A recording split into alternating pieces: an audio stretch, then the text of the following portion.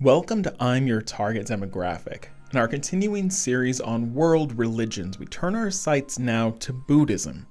This is a superficial video meant to explain to non-Buddhist viewers what this religion entails and what they believe. Let's start at the beginning. Buddhism can be a complicated religion to explain in terms of history for a few reasons. It's incredibly old, originating somewhere in the range of 500 years BCE, or before Common Era. Even before this, though, Buddhism has roots in a variety of belief sets that parallel what is now known as Jainism, which I may eventually cover in another video.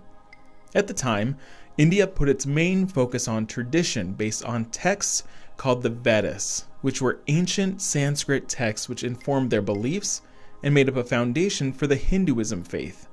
There was a bit of division as a man named Siddhartha Gautama began to teach a shift from this normal way of being, based on discipline and abstaining from indulgences.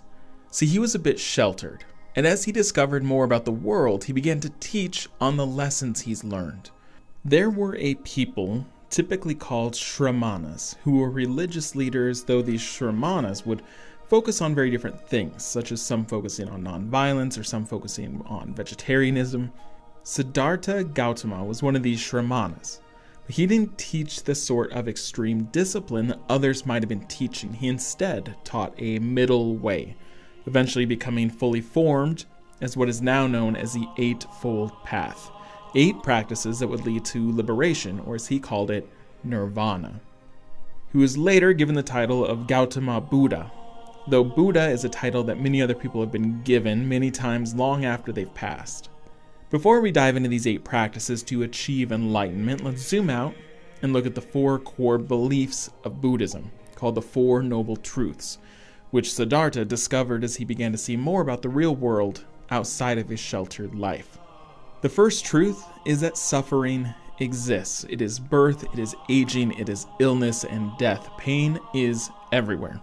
The second truth acknowledges the origin of this pain, that there is a craving for this pain, such as craving for sensual pleasures, craving material goods. We desire, even though we know it is painful. The third truth is the end of suffering. It is that this craving can be stopped and you can be free from it.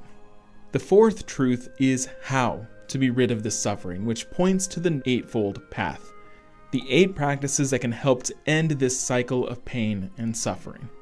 Let's look at what these 8 practices are in the Eightfold Path. It begins with the right view, meaning that our actions have consequences. Death is not the end, and there are consequences after death. Buddhism focuses on a cycle of rebirth called samsara. This cycle of rebirth is painful, which is why people eventually want to earn liberation from the cycle. They believe this reincarnation might put you into another human body, or perhaps an animal, or even a spirit. There are many ways you might return to this earth. The second practice is the right resolve to give up the world and live your life in dedication to following this path. You should focus on loving others, abstinence from sensuality, and a life of compassion. The third practice is right speech. Don't lie, don't be rude, no gossiping. Right conduct means not to injure or kill others, not taking what's not yours, and no material desires, including sexual acts. The fifth practice is the right livelihood, that you would possess only what is essential to sustain life. How you make a living should be ethical and compassionate. Number 6 is right effort, that you should foresee your mental state and stop impure and negative thoughts, which includes ill will towards others, worry, and doubt. You want to focus on meditating and focusing on stopping these thoughts before they arise. Right mindfulness follows. Not only preemptively stopping negative thoughts, but focus on what you are thinking. Be always aware of your thoughts and actions. Try to be aware of reality and your own impermanence. The 8th practice is right concentration, or called right samadhi, which is a culmination of the other traits. You have lived your life morally, been in the right mindset, you're able to stop negative thoughts and focus fully, resulting in a very powerful state of meditation. By acknowledging the 4 Noble Truths and following the Eightfold Path, there is a state called nirvana, which results in the end of your constant rebirth and the pain that comes with it. Now, nirvana is going to be difficult to explain, because when you achieve nirvana, it is the extinction of your physical life. So there's no one that has experienced it that can really explain it to you. And even Buddhists often disagree with what attaining nirvana means and looks like. So you might run across different definitions. I'm going to introduce a term here called bodhisattva, which is someone who has nearly attained nirvana, but has chosen to remain here and delay nirvana to help others achieve it. Now, to prove why this is complicated, there are others called arhats, typically often monks who have chosen a solitary life, so they have already achieved enlightenment through nirvana. So you can understand why this is a bit confusing and why people might disagree on what enlightenment truly looks like. So back to Gautama Buddha. He taught these lessons and helped others to understand enlightenment and how to achieve it. For a long time, these lessons were oral tradition, meaning they were just passed on by spoken word until people started to transcribe his lessons almost 400 years later. Because of this lack of written text, Buddha's personal life, and even what years he lived, are constantly debated.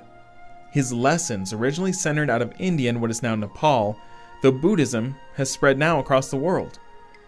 Interestingly, Buddhism has actually declined in India, only 0.7% of the population. There are countries, however, where Buddhism is the national religion, such as Cambodia and Thailand, where over 90% of its residents are Buddhist.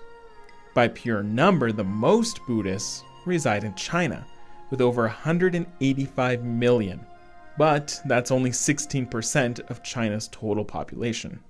Buddhism is also the primary religion in Tibet, or the Tibetan Autonomous Region of China.